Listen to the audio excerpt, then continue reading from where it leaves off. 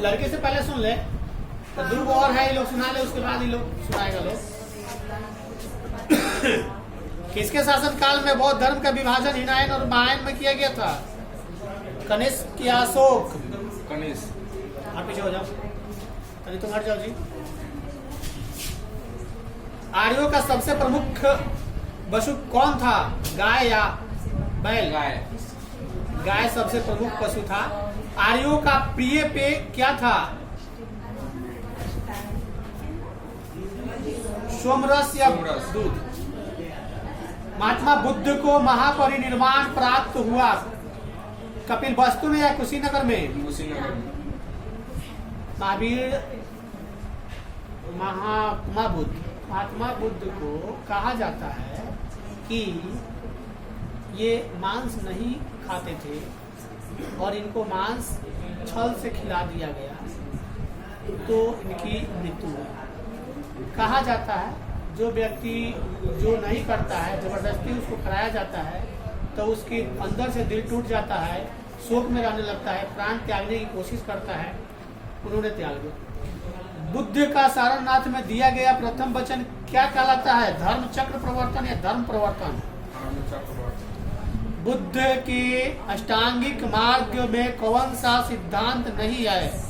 सम्यक या सम्यक दृष्टि? सम्यक। सम्यक चरित्र नहीं है, सम्यक दृष्टि है। गौतम बुद्ध ने बौद्ध संघ की स्थापना कहाँ किया? सारनाथ या बनारस? सारनाथ। बौद्ध धर्म के भारत में पतन का कारण क्या नहीं है? राजसी संरक्षण की कमी या ब्राह्मणवाद में सुधार? ब्राह्मणवाद। गलत। राजसी यानी कि राजाओं की संरक्षण नहीं मिली। एक बात बता दे कि बौद्ध धर्म कई देशों में अपनाया गया है। चाइना में बौद्ध धर्म के अथी है। China, Sri Lanka, Japan. राम भक्त है, रावण का पूजा करता है सब।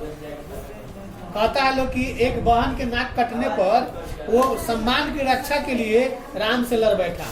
वहाँ के लोग कहता है, लेकिन पता नहीं श्रीलंका के लोग अपने कमेंट करके बताएंगे लोग कि क्या कर माने सही है। यहाँ के लोग कहता है कि राम ने अच्छा किया रावण को मारकर। वहाँ के लोग कहते हैं कि रावण राम नहीं मरा, वो खुद मरा, वो तो अमर था। ऐसा सुनने को मिलता है। अब क्या हकीकत था हम लोग तो उस समय थे नहीं कि जानेंगे। जो लिखित बुक है उसी के माध्यम से पढ़ रहे हैं, जान रहे हैं। ऐसा भी सुनने को मिलता है कि रावण ऐसा एक ब्राह्मण था जो कभी किसी का श्राद्ध नहीं कराया था। ऐसा भी सुनने को मिला है कि रावण लालची तो था।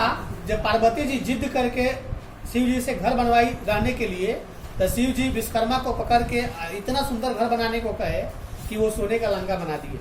अब हुआ कि इस घर का क्या होता है, घर में गर्भोज होता है ना जी।